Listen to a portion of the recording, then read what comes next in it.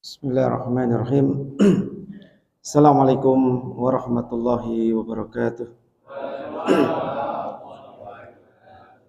Alhamdulillahirabbil alamin wa bihi nasta'inu ala umurid dunya waddin. Wassalatu wassalamu ala sayyidil mursalin sayyidina wa habibina wa maulana Muhammadin wa ala alihi wa sahbihi wa man tabi'ahum bi ihsanin ila yaumiddin. Qala Allah Ta'ala fi kitabihil karim walillahil asmaul husna fad'uuhu biha wa dharul ladzina yulhiduna fi asma'ihi sayajzawna ma kanu ya'malun. Wa qala ta'ala ya ayyuhalladzina amanu ittaqullaha haqqa tuqatih wa la tamutunna illa wa antum muslimun. Amma ba'du. Segala puji kita panjatkan kepada Allah Subhanahu wa taala pada malam ini, malam ke-20 dari bulan Jumada al-Ula 1447 atau bertepatan tanggal 9 November 2025. Kita akan lanjutkan kajian tentang fikih Asmaul Husna. Nama yang kita pelajari di perjumpaan yang lalu yang terakhir adalah nama Al-Wali. Ya, nama Al-Wali yang artinya zat yang maha dekat, zat yang maha menolong, zat yang maha menjaga, zat yang maha mengurusi segala urusan-urusan kita. Ya, maka ini diantara tafsir daripada nama Allah Al-Wali. Dan wali-wali Allah mereka adalah ibadur rahman, hamba-hamba Allah Ta'ala yang disifati Allah Ta'ala di dalam pembicaraan khusus di surat Al-Furqan ayat yang ke-63. Allah sebutkan wa ibadur rahmanil ladzina yamshuna 'alal ardi haunan wa idza khatabahumul jahiluna qalu salama. Hamba-hamba Allah Ar-Rahman. Jadi Allah khususkan mereka dengan ibadur rahman, padahal dalam Al-Quran pula di surat Maryam disebutkan in kullun man fis samawati wa man fil ardi ya'ti rahmani abda. Semua yang ada di langit dan ada di bumi kelak akan datang kepada Allah sebagai seorang hamba. Maka di sini disebutkan hamba ya akan datang kepada Allah Ar-Rahman sebagai seorang hamba. Secara umum semua makhluk adalah hamba Allah. Namun secara khusus dalam ayat ini dalam segi ibadah, ya dalam segi ibadah hamba-hamba Allah yang spesial ini disebut dengan ibadur rahman. Ya, hamba-hamba Allah yang spesial ini disebut dengan ibadur rahman. Ya. Dan dalam Al-Furqan ayat-ayat terakhir ibadur rahman memiliki sekitar 8 ciri di dalam ayat-ayat yang dibahas di sana. Ciri yang paling menonjol adalah tawadhu. Ya, tawadhu. Alladzina yamshuna 'alal ardi hauna. Ibadur Rahman itu berjalan di muka bumi dengan cara haunan, dengan cara yang tenang, tawadhu. Kebalikan dengan orang-orang yang sombong. Luqmanul Hakim berkata kepada putranya, "Wala tamshi fil ardi marha." Wahai anakku, jangan kamu berjalan di atas muka bumi ini marohan dengan cara yang sombong. Jadi cara berjalan orang sombong, sikap orang sombong, gelagat orang sombong atau gimmick orang sombong itu bisa diketahui, Pak. Bisa diketahui. Gak usah jauh-jauh, di perumahan ini aja pasti ada orang sombong. Tetangga antum mungkin, ya, atau mungkin kita. Jangan sampai ya, karena kita udah ngaji, kita mulai kikis perbuatan-perbuatan buruk itu. Ya. Gelagat orang sombong itu terbaca. Sebagaimana orang tawaduk pun gimmick gaya bahasa tubuhnya pun terbaca.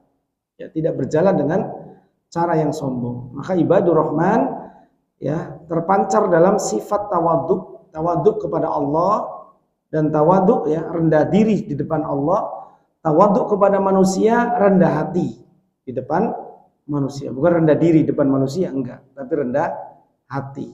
Ini namanya sikap tawadhu. Dan Nabi SAW mengatakan wa uhiya alayya an tatawaddu, dan diwahyukan kepadaku agar kalian umatku memasang sikap tawadhu, memiliki sikap tawadhu. Ya, jadi tawadhu itu justru akan meninggikan derajat seseorang. Wa man tawaddu'a lillah illa rafa'ahullah. Ya, tidaklah seorang itu memiliki sikap tawadhu kecuali rafa'ahullah. Allah akan mengangkat derajatnya. Ini paham kebalikan, Pak. Kebalikan daripada logika yang sudah sering saya sampaikan. Nabi SAW telah bersumpah 3 kali, walladzi nafsi biyadih, demi jiwaku yang ada di tangan Allah. 3 kali beliau bersumpah. Maka kalau beliau bersumpah pasti akan menyebutkan sesuatu yang penting. Jawabul qasam. Tidak mungkin kita ngobrol kemudian tiba-tiba kita bersumpah memberi penegasan kecuali untuk perkara yang sangat penting. Kalau ngobrol biasa ya tanpa sumpah biasa. Ya, ngomong biasa tanpa sumpah. Tapi kalau pembicaraan diawali dengan sumpah, berarti kalimat jawabul qasam berikutnya adalah suatu perkara yang sangat penting. Ya, dan semuanya berlawanan logika. Yang pertama, mana qasad min shadaqatin min mal. Tidak akan berkurang orang yang mensedekahkan hartanya. Ini berkebalikan dengan logika orang pelit. Jangankan logika orang pelit, logika orang normal lah. Kita kalau nggak percaya wahyu, nggak akan percaya hal-hal seperti ini. Hanya saja kita yu'minuna bil ghaibi. Kita beriman kepada perkara yang gaib, perkara yang disampaikan oleh Nabi SAW, ini perkara gaib. Bahwa harta yang disedekahi tidak berkurang. Hakikatnya harta yang disedekahi itu akan dibalas oleh Allah dengan balasan yang lebih. May yuqridullaha qardan hasanan yudha'if. Yudha'if akan dilipat gandakan. Wa ma anfaqtum min syai'in fahuwa yukhlifuhu. Apa yang kalian infakkan, Allah akan memberikan ikhlaf, akan memberikan ganti. Yukhlif artinya menggantinya. Pasti diganti, Pak. Pasti ganti. Dan disebutkan dengan qardon pinjaman. Ya. Aneh kalau minjem sama antum, antum percaya sama aneh. Ya, dengan muamalah kita selama ini, pasti antum tenang. Oh, yang minjem ustaz pasti diganti. Ya, ini manusia. Walaupun ustaz terkadang bisa salah ya. Ya, dan banyak juga ustaz yang salah ya. Yang pinjam duit kabur ya kan. Pinjam duit enggak dibayar-bayar ada juga. Ya, maka bagaimana kita meminjamkan uang kepada Allah Ta'ala? Ya, pasti akan diganti. Diganti dengan cara lebih. Ini riba yang dibolehkan dalam sisi bahasa. Ya, pinjam meminjam dengan Allah pasti kembalinya akan lebih. Tapi pinjam meminjam dengan manusia nggak boleh dikembalikan lebih. Bukan nggak boleh, dalam tanda kutip nggak boleh bersyarat. Saya pinjam 1 juta, kemudian kembali kamu harus 1.200.000 dicicil begini angsurannya. Ya, kalau telat ada dendanya lagi. Ini namanya riba, seperti bank-bank keliling itu riba. Bank keliling itu riba. Bank emok dan sebagainya itu riba, pasti riba. Karena dia ingin mengambil keuntungan dari hutang piutang. Ribanya dari sisi mana? Dari sisi syariat disebutkan orang yang memberi pinjaman uang itu 1 hari akan dihitung sedekah senilai uang yang Anda pinjamkan, Pak. Anda minjemin 1 juta ke saya dalam tempo 1 bulan, maka Anda sedekah 1 hari 1 juta di catatan Raqib dan Atid. Ya, sudah dijanjikan pahala yang begitu besar, malah minta lebihan sedikit, malah minta lebihan di dunia. Itu sisi tercelaknya riba, ya, kasus riba itu. Ya, baik, kembali ke sifat ibadur rahman ini. Maka Allah Ta'ala khususkan wali-wali Allah dengan ibadur rahman. Karena ciri wali itu di dalam peribadatannya, Pak. Tidak ada wali itu orang gila kemudian dianggap jadi wali, nggak ada. Zaman sekarang doang. Coba lihat di zaman Imam Syafi'i, zaman Imam Malik, zaman Imam Abu Hanifah, zaman Imam Ahmad rahimahullah, ada nggak orang yang gila diwalikan? Nggak ada sama sekali. Ya, orang gila ya dimasukkan ke tempat rumah sakit jiwa misalnya, bukan malah dianggap wali dan digelari dengan majdub. Ya, wali yang sudah tingkat tinggi, enggak. Wali itu terkenal dengan ibadahnya. Ya. Nabi SAW sebutkan dalam hadis qudsi, wa mazalu abdi yataqarrabu ilayya bin nawafil hatta uhibbahu, dan hambaku senantiasa mendekatkan diri taqarrub kepadaku dengan amal-amal nafilah Nafilah itu kan sunnah kan. Dengan amal-amal sunnah, amal-amal yang wajib pasti, amal yang sunnah dia kerjakan. Sholat malamnya, sholat duhanya, sedekahnya, tilawah Qur'annya. Itu namanya amal sunnah, Pak. Abu Hanifah, bagaimana dia rahimahullah mengamalkan sunnah? Beliau sholat pada isya sekarang, pada isya nanti. Sampai menjelang subuh, 1 rakaat menghatamkan 30 juz. Itu amalan sunnah. Ya, amalan sunnah itu. Imam Syafi'i, bagaimana beliau membaca Al-Quran? Di bulan Ramadan, beliau khatam 60 kali. Itu amalan sunnah. Imam Ahmad, bagaimana beliau mengamalkan nafilah, nawafil. Diriwayatkan Imam Ahmad setiap hari sholat sunnah 300 rakaat setiap hari. Antum boleh bandingkan diri kita dengan Imam Ahmad. Kita qobliyah subuh 2 kali, qobliyah zuhur 2 kali, ba'diyah zuhur ya 2 kali. Kemudian mungkin antum mengamalin qobliyah asar ya 2 kali 8 ya. Mungkin antum mengamalkan qobliyah maghrib tadi dan ba'diyahnya 12. Nanti isya karena kita ngaji ya biasanya qobliyah ba'diyah juga. Ya 22 ya 12 tambah 4 16 ya. Oh sholat duhanya 2 rakaat berarti ya 18. Sholat malamnya misalkan 4 rakaat 22. Ini baru kisaran 20 rakaat. Imam Ahmad 1 hari sholat sunnah 300 rakaat. Ya, ini yang disebut dengan ibadur rahman contohnya.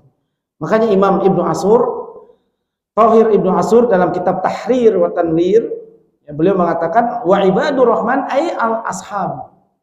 Ashabi Rasulullah SAW. Ibadur rahman itu adalah sahabat-sahabat Nabi SAW. Karena ciri-cirinya ada pada diri mereka. Baik, inilah tentang wali ya. Jadi jangan ada persepsi yang salah berkenaan dengan wali.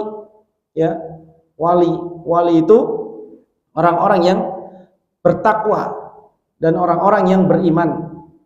Inna waliyallah la khaufun alaihim wa lahum yahzanun alladzina amanu wa kanu yattaqun.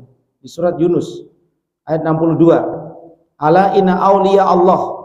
Ala inna awliya Allahi la khaufun alaihim wa lahum yahzanun. Siapa mereka? Di ayat 63-nya alladzina amanu. Mereka lah orang-orang beriman, hatinya beriman kepada Allah taala dengan keimanan yang kuat. Wa kanu yattaqun, dan anggota badannya bertakwa kepada Allah. Ya, inilah amalan takwa. Karena orang yang kedudukannya paling tinggi di sisi Allah adalah atqakum. Inna akramakum indallahi atqakum. Semakin ketakwaan tinggi, derajat kewaliannya makin tinggi. Di surat Al-Waqiah, wali-wali Allah dibagi menjadi 2, yaitu waliyul ashabul yamin, waliyu ashabil yamin, dan wali al-muqarrabun. Ya, wa ashabul yamini ma ashabul yamin. Kemudian disebutkan wasabiqunas sabiqun ulaikal muqarrabun. Semakin orang bertakwa, derajat kewaliannya semakin tinggi di sisi Allah taala. Mereka yang disebut dengan muqarrabun. Baik, ini tentang nama Allah Al-Wali yang kita bahas di pertemuan yang lalu. Kita lanjut dengan Al-Maula. Ternyata ada nama Allah Al-Maula. Ya, di surat Al-Hajj ayat 78 Allah taala berfirman, wa'tasimu billah huwa maulakum fa ni'mal maula wa ni'man nasir. Ya, wa'tasimu billah, berpegang teguhlah dengan agama, dengan Allah. Jadi ada ibadah yang namanya iktisam, Bapak Ibu sekalian. Oh, enggak ada ibu-ibu ya. Ada ibadah yang namanya iktisam. Iktisam itu berpegang teguh. Yang pertama iktisam billah, yang kedua iktisam bihablillah. Di surat Ali Imran ditegaskan, di surat Ali Imran di ayat yang ke-102 dan 103. Wa may ya'tasim billah faqad hudiya ila siratin mustaqim.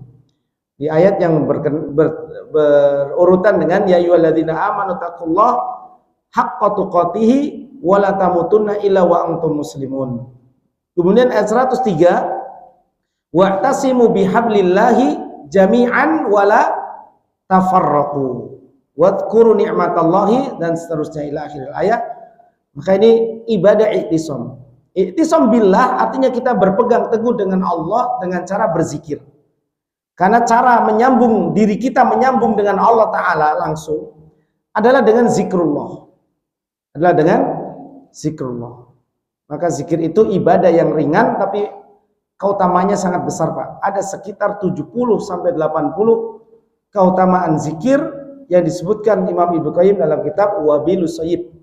Ya, dalam kitab Al-Wabil As-Sayyib. Dan keutamaan yang paling besar kata beliau, kalau tidak ada keutamaan yang lain selain ayat fadhkuruni adzkurkum, maka itu sudah cukup. Ingatlah aku akan ingat kepada kalian. Kalau kita diingat Allah, sudah selesai semua, Pak. Siapa yang berani ganggu kita? Siapa yang akan memudaratkan kita? Ya, karena semua dengan izin Allah Ta'ala. Ya, maka ini keutamaan daripada zikir. Maka i'tisam billah ini dengan berpegang teguh dengan Allah dengan memperbanyak berzikir. Ya. Adapun yang kedua, i'tisam bihablillah wa'tasimu bihablillah. Berpegang teguhlah kalian dengan tali agama Allah. Apa hablullah? Al-Qur'an atau Alkitab, yaitu kitab suci Al-Qur'an. Ya. Dalam setiap tindak tanduk perbuatan kita yang berkenaan dengan ibadah maupun muamalah, landasilah dengan landasan Al-Qur'an. Niscaya amal kita akan benar. Ya, amalan kita akan benar. Ini namanya i'tisam bihablillah. Kalau kita berpegang teguh dengan tali Allah yaitu kitabullah dan sunnah, maka kita tidak akan terpecah belah. Kenapa kita terpecah belah? Karena kita tidak berpegang teguh dengan dalil. Ya, berpegang teguhnya dengan pendapat imam-imam tertentu. Ya, semua pendapat ya firqah kita kerucutkan ke dalam firqah. Ke semua pendapat firqah akan berujung kepada pencipta firqah tersebut, pencetus firqah tersebut. Ya, kan tapi kalau kita berpegang teguh dengan Alkitab dan Sunnah, maka akan nyambung kepada baginda Nabi SAW, karena itu yang diajarkan oleh Nabi SAW. Nabi SAW wa yu'allimuhumul kitab. Nabi mengajarkan kitab, yaitu Al-Quran kepada para sahabat. Makanya untuk membedakan dalam era sekarang ini mana ini kelompok yang benar, kelompok yang tidak benar, kalau amalan itu cocok dengan amalan para sahabat, itulah yang benar. Kalau sahabat mengerjakan, usahakan kita kerjakan. Kalau sahabat tidak mengerjakan, maka ya tidak perlu kita mengerjakan. Kalau kita nggak ingin capek-capek, ya.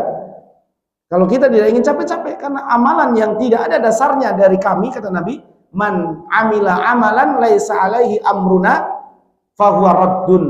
Kalau ada seorang beramal dalam perkara agama tidak ada dasarnya dari kami, kata Nabi SAW, fahuwa raddun, amalan itu akan tertolak. Ya, begini cara kita menelaahnya. Ya, bagaimana mendeteksi bahwa amalan itu ini amalan yang benar, ya, sesuai dengan apa yang dikerjakan sahabat, tabi'in, tabi'ut tabi'in. Mereka lah orang-orang yang dipuji oleh Nabi SAW. Khairukum qarni summal ladzi yalunahum. Sebaik-baik kurun zaman adalah zamanku ini, kemudian kurun setelahnya, kemudian abad setelahnya. Itu yang dipuji oleh baginda Nabi SAW. Baik, ini masalah i'tisam. Kemudian Allah Ta'ala sebutkan huwa maulakum, dialah maula kalian. Maula itu sama dengan al-wali, yang maha menolong, ya. Fa ni'mal maula wa ni'man nasir. Dialah sebaik-baiknya al-maula yang maha menolong, wa ni'man nasir, dan sebaik-baiknya pemberi kemenangan. Ya. Jadi di sini al-maula bahkan di dalam Al-Qur'an tersebut 12 kali. Ya, al-maula artinya an-nasir juga. Ya. An-nasir artinya menolong. Ya, artinya menolong. Walaupun ada Asmaul Husna An-Nasir sendiri. Ya. Baik, jadi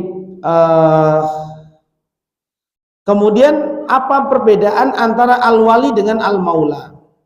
Ya, apa perbedaan al-wali dengan al-maula? Karena di surat Al-Baqarah juga disebutkan maula, ya, disebutkan maula. Di akhir surat Al-Baqarah, di doa yang kita panjatkan, ya, di doa yang kita panjatkan, Rabbana wala tahmil alaina isran kama hamaltahu alal ladzina min qablina Rabbana wala tuhammilna ma la taqata lana bih wa'fu 'anna waghfir lana warhamna anta maulana. Kalimat anta maulana, engkau adalah maula kami, penolong kami. Fangsurna, nah kemudian disebutkan unsurna atau fansurna, ya, tolonglah kami, ya, alal qaumil kafirin, atas orang-orang kafir. Ya, ini nama al-maula tersebut 12 kali dalam Al-Qur'an. Adapun al-wali disebutkan khasun bil mu'minin. Ada yang berpendapat bahwa nama al-wali adalah khusus bagi orang-orang beriman. Karena disebutkan di surat Al-Baqarah ayat 257, Allah Ta'ala sebutkan Allahu waliyul ladzina amanu. Allah dialah wali, penolong bagi orang-orang yang beriman. Walladzina kafaru awliya'uhumut taghut. Adapun orang-orang kafir penolongnya banyak, Pak. Siapa penolong orang-orang kafir? Taghut. Penolongnya orang-orang kafir adalah taghut. Ya. Taghut itu iblis. Taghut itu yang ditaati, disembah, diikuti selain Allah, ya. Nah, maka ini taghut. Baik. Jadi adapun al-wali, untuk membedakannya dengan al-maula, maka al-waliyu khasun bil mu'minin, ammasmul maula faqad uqlifat fihi.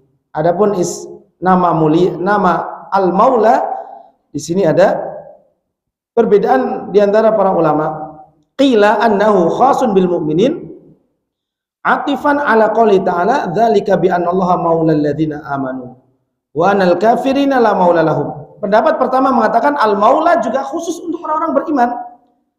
Berdasarkan ayat 11 surat Muhammad, dzalika bi annallaha maulal ladzina amanu. Yang demikian itu karena Allah adalah al-maula bagi orang-orang yang beriman. Wa anal kafirin, adapun kafir, orang-orang kafir, la maula lahum, mereka tidak punya sang penolong. Mereka tidak punya sang penolong. Ya. Dan di kisah yang masyhur, kisah tentang Abu Sufyan. Abu Sufyan, ya. Ketika perang Uhud, ja'fil hadisi anna Abu Sufyan qala fi yaumi Uhudin hina huzimal muslimun. Abu Sufyan ini berkata kepada kaum muslimin saat kaum muslimin mengalami kekalahan di babak terakhir. Jadi kita perang itu setengah hari lebih, Pak. Pagi hari kita menang. Siang hari kita mengumpulkan ghanimah. Karena pasukan pemanah turun dari Jabal Rumah, maka Amr bin As dan Khalid bin Walid waktu itu belum masuk Islam. Mereka kembali memutari Jabal Rumah untuk memukul kaum muslimin dari belakang, dan berhasil. Padahal 2 kali mereka mau membantu pasukan musyrikinnya Abu Sufyan, ya, tidak berhasil karena selalu dilempari anak panah. Ketika Abu Sufyan sudah kalah, ya, bayangkan Pak, 1000 orang kalah dengan 700 orang. 1000 orang kalah dengan bukan 1000 ya, 3000 pasukan Abu Sufyan kalah dengan 700 pasukannya Nabi SAW, karena beliau memakai strategi kepala botol mengerucut. Jadi kaum muslimin ambil di posisi sempit, ya, supaya kita menang dengan medan, karena perang itu adalah siasat. Perang itu adalah siasat, ya. Tapi kenyataannya ketika Nabi berpesan jangan turun, makanya ini wasiat bahwa tidak boleh menyelisihi perintah Rasulullah SAW. Tidak boleh, ya. Makanya akhirnya terjadi kekalahan. Terjadi kekalahan. Kaum muslimin terbagi jadi 3 kelompok. Kelompok pertama bertempur di sisi Rasulullah, ini hanya 9 orang, bayangkan Pak. Nabi dikepung pasukan musuh yang kembali bersemangat, dan bersama Nabi hanya 9 orang saja. Sampai ke-7-7-nya meninggal, syahid, menjadi tameng Nabi SAW. Ya, Nabi mau diserang, mereka maju jadi tameng, mati, syahid. Ya, sampai tersisa 2 orang. Tersisa dua orang. Kalau nggak salah Abu Thalha, ya, yang membantu Nabi menaikkan ke Gunung Uhud, ke batu, karena batunya tinggi, digotong oleh Abu Thalha, dan satunya Sa'ad bin Abi Waqqas. Ya, kemudian semuanya meninggal yang menjadi tameng Nabi. Jadi itu kecintaan mereka, ya, kecintaan para sahabat kepada Nabi SAW. Siapa yang menjadi pelindungku hari ini, dia akan menjadi temanku di surga. Maka mereka melindungi Nabi SAW. Dan Nabi SAW nggak punya ilmu kebal ya. Kalau punya ilmu kebal maju aja, ngapain takut? Ya ngapain takut? Makanya nggak ada ya orang petentang-petenteng gara-gara punya ilmu kebal. Mau ngerobohin gedung, Trans 7 misalnya, mau nyembeli. Ya ini namanya kata-kata arogan. Nggak usah arogan ya. Ilmu kebal itu nggak ada apa-apanya Pak dalam syariat agama Islam. Nggak ada apa-apanya. Yang ada nanti kalau tua menyesal. Orang yang punya ilmu kebal begini nanti kalau tua pasti menyesal, saya jamin. Saya jamin pasti menyesal. Ya, berdasarkan pengalaman-pengalaman yang ada. Ya. Dikdaya itu akan kalah pula dengan usia. Kalah dengan usia. Baik, yang kedua ada yang kabur ke Madinah. Yang ketiga mereka perang habis-habisan. Mereka mengatakan kalau Rasulullah SAW wafat di Uhud ini, maka kita pun harus wafat bersama Rasulullah. Ya, jadi peperangan semakin tak terkendali. Akhirnya Nabi SAW berhasil menyusun kekuatan perlahan-perlahan. Sa'ad bin Abi Waqqas melihat Nabi masih hidup karena ada berita Nabi sudah meninggal. Padahal yang terbunuh adalah Mus'ab bin Umair radhiyallahu anhu. Karena Mus'ab mirip sekali dengan Nabi SAW saat pakai baju zirah, baju tempur. Maka Ibnu Qami'ah yang membunuh Mus'ab, ya orang Quraisy, Al-Gojo Quraisy, dia berteriak, aku telah membunuh Muhammad. Karena dia lihat Mus'ab mirip dengan Nabi Muhammad SAW. Ya, nah, maka tersebar berita itu, pasukan muslimin jadi kacau. Ya, maka Nabi SAW memberi isyarat untuk mundur. Kemudian pasukan kaum muslimin mundur ke Gunung Uhud. Nah, terjadilah dialog ini. Abu Sufyan mau ngejar nggak bisa. Karena tempat pelindungan yang paling baik adalah gunung. Kita mau memanah, kita mau dipanah juga nggak nyampe ke atas. Ya kita pun bisa membalas dengan lempar batu ke bawah. Walaupun kita nggak punya anak panah lagi misalkan, itu gunung Pak. Maka Abu Sufyan mengatakan, afil qaumi Muhammadun. Apakah di tengah-tengah kalian yang tersisa ini ada Muhammad yang masih hidup? Faqala sallallahu alaihi wasallam, Nabi mengatakan la tujibuhu, nggak usah dijawab. Jadi Nabi SAW kalau dihina tentang pribadi dirinya, beliau tidak langsung marah. Ya kayak kita, baru disenggol dikit langsung jumpa pers, kumpulin wartawan, ya saya mau jumpa pers menjelaskan. Baru disenggol sedikit ya. Nabi SAW tidak marah, tapi beliau marah saat syariat Allah dilanggar. Karena sudah menjadi ketetapan. Nabi dibilang majnun, gila, dibilang sahir, tukang sihir, itu beliau nggak marah Pak. Hanya beliau menahan dada, karena dada Nabi semakin sempit, karena beliau manusiawi. Itu disebutkan dalam Al-Quran. Ya, Allah mengetahui sempitnya dadamu karena ucapan-ucapan mereka. Tapi solusinya dua, banyak bertasbih dan wakum minas sajidin, dan banyak bersujud, banyak sholat sunnah, dan banyak berzikir. Itu solusi untuk menghadapi celaan-celaan orang Pak. Kalau kita dicela orang udah banyak zikir aja, nggak usah dihiraukan. Toh hakikatnya orang yang mencela kita dan kita sabar, berarti dia menginginkan kebaikan segera sampai kepada kita. Karena dia pahalanya kan kita potong kalau dia muslim. Ya.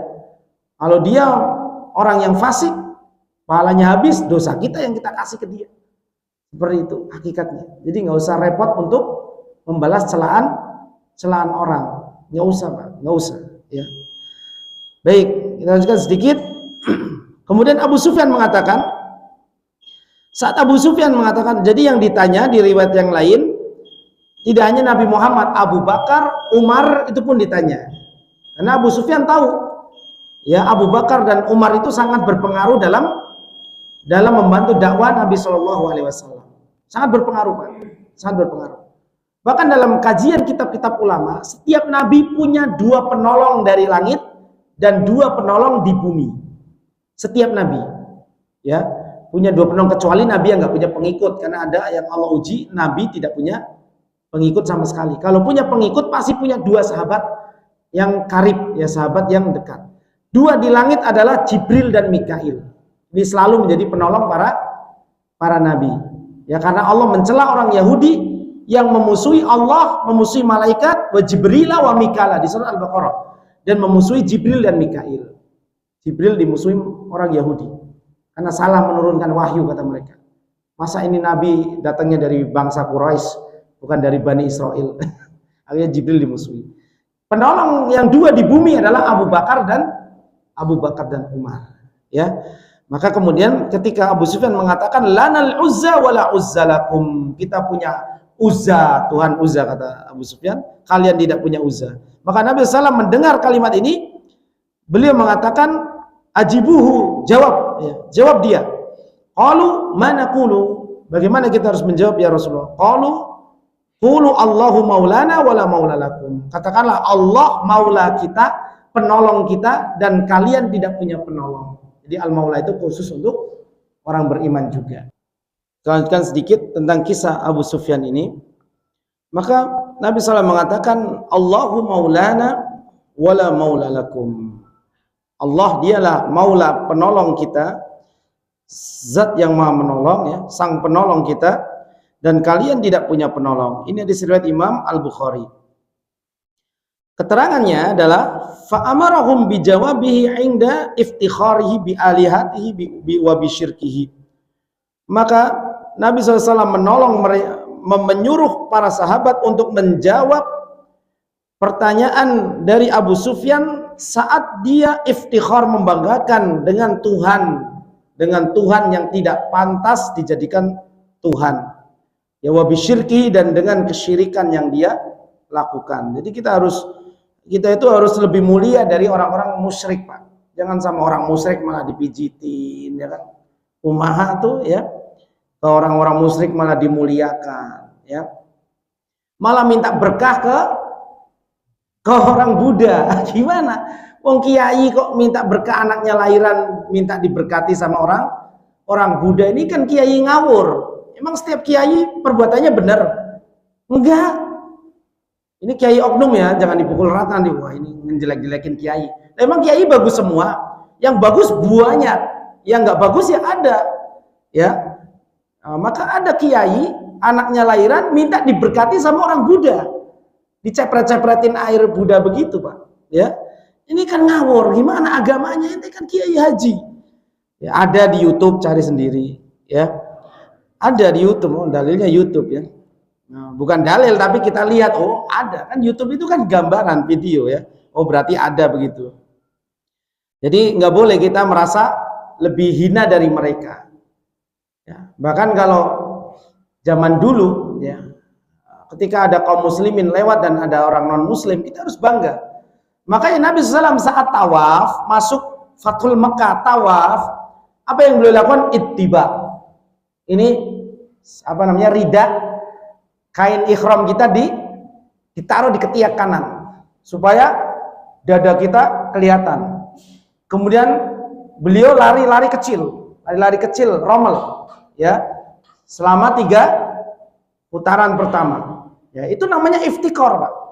Kita bangga dengan agama kita, bukan kita malah nunduk-nunduk, manut-manut sama agama lain, nggak boleh. Ya, kita harus bangga dengan Tuhan kita. Ta'ziman li tauhid, yaitu mengagungkan tauhid, keesaan Allah Ta'ala. Ya, kalau masalah toleransi beda bab. Kita berbuat baik sama mereka, berlaku adil sama mereka. Antuksitu wa tabarru, antabarru wa tuksitu. Al-Mumtahanah ayat 8. Kalau dalam bab toleransi kita juga diajarin juga berbuat baik dan adil ke non muslim, disuruh oleh Al-Quran. Tapi kalau kita harus nunduk-nunduk, muslimin harus nunduk sama kafirin, tidak seperti itu. Ya, kita cium tangannya pemuka mereka misalkan, itu kan cium tangan takzim. Masih mending seorang murid cium tangan ke kiai, masih boleh, ya, masih dibolehkan. Cium tangan, cium kening, ini dibolehkan murid kepada guru. Ya. Tapi kalau kepada non muslim, ya nggak boleh lah. Kita berbuat adil sama mereka, berbuat baik, tapi nggak sampai nunduk-nunduk begitu. Berarti itu gimana? Ya, nggak usah disimpulkan, ya. nggak usah dipertegas. Ta'ziman li tauhid. Jadi ta'ziman li tauhid untuk mengagungkan tauhid, wa i'laman bi'izzatin man abadahul muslimun, dan iklam sebagai iklam, pengenalan, pemberitahuan bi'izzati man abadahu al muslimun, terhadap siapa yang disembah oleh orang-orang muslim. Itu intinya, Pak. Intinya itu. Iklam, ngasih iklan kepada mereka, informasi kepada mereka bahwa yang kita sembah itu lebih tinggi dari yang ente sembah. Itu maksudnya. Jangan malah kita nunduk-nunduk sama mereka. Karena itu ciri kemunafikan. Orang munafik itu yang dilihat hanya tanda-tanda fisik saja. Oh, ini kekuatannya besar, kita dompleng ke sana, dompleng ke sini. Ya. Padahal Allah Ta'ala katakan fa inna izzata lillahi jami'ah. Izzah, kemuliaan itu milik Allah semuanya. Fa innal izzata lillahi wa li rasulihi walil mu'minin walakinnal munafiqina la ya'lamun. Orang munafik nggak paham kalau izzah, kemuliaan itu milik Allah, milik Rasulnya, kemudian milik orang-orang yang beriman. Ya. Jadi kalau ada kita jalan di satu gang yang sempit, ada non muslim di sana, bikin non muslim itu mepet ke tembok supaya dia mepet ke tembok. Ini menunjukkan izzahnya kita. Kita punya izzah tapi kita tetap punya akhlak. Kita juga berbuat baik kok kepada mereka, enggak sewenang-wenang, enggak. Ini hanya pelajaran yang disampaikan oleh syariat. Wa nahnu hizbuhu wa junduhu, dan menunjukkan kita itu hizbuh, golongan Allah, dan junduhu, dan pasukan Allah Subhanahu wa taala yang menolong agamanya. Nah, jadi ini pembahasan nama Allah Al-Maula, ya, yang artinya Maha Penolong.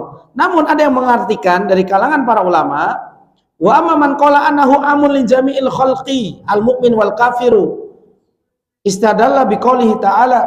Ada yang mengatakan oh al-maula itu umum. Jadi untuk orang kafir juga, untuk orang mukmin juga. Karena mereka berdalil dengan surat Al-An'am ayat 62. Tsumma ruddu ilallahi maulahumul haq. Kemudian mereka semua dikembalikan ke al-maula pada hari kiamat nanti. Berarti orang kafir juga dong akan kembali kepada al-maula. Ya, maka ditafsirkan lagi oleh para ulama, wa hadanil qaulani la khilafa bainahuma. Kedua perselisihan ini tidak ada khilaf di antara keduanya. Sebenarnya kenapa? Its makna kaunuhu maulal kafirin ay malikuhum. Jadi makna Allah maula untuk orang kafir adalah malikuhum wal mutasarrifu fihim bima syaa. Bahwa Allah malik yang merajai mereka. Ya Allah yang mengurus urusan mereka. Nah, ini arti al-maula kalau untuk orang kafir. Wa makna kaunuhu maulal mu'minin dunal kafirin ay wilayatu mahabbatin wa taufik. Adapun al-maula untuk orang beriman masuk ke dalam wilayah tentang mahabbah, kecintaan Allah, dan taufik dan hidayah yang Allah berikan kepada orang-orang yang beriman. Ini bedanya antara al-wali dengan al-maula. Ya, jadi sandarkan semua urusan kita kepada Allah. Kalau ini masuknya ke ibadah tawakal, Pak. Ya, ibadah tawakal. Kalau kita menyandarkan urusan kita kepada Allah, Allah akan ambil urusan itu. Allah akan ambil urusan itu. Wa may yatawakkal 'ala Allah fahuwa hasbuh. Barang siapa bertawakal kepada Allah, maka Allah akan hasbuh, akan mencukupi kita. Yang terakhir, ya, tadi doa di akhir surat Al-Baqarah silakan banyak dibaca, dan itu dibaca malam hari sebelum tidur. Zikir sebelum tidur banyak, salah satunya 2 ayat terakhir amanah rasulu, ya, sampai akhir anta maulana fangsurna alal qaumil kafirin, itu salah satunya dibaca di malam hari, Pak. Sunnah, hukumnya sunnah.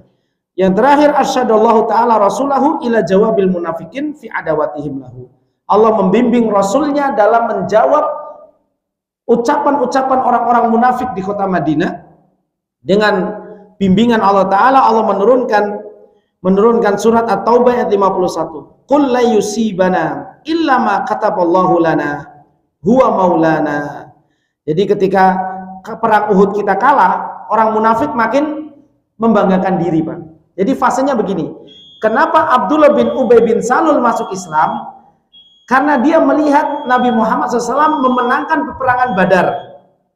Badar itu 130 km dari kota Madinah.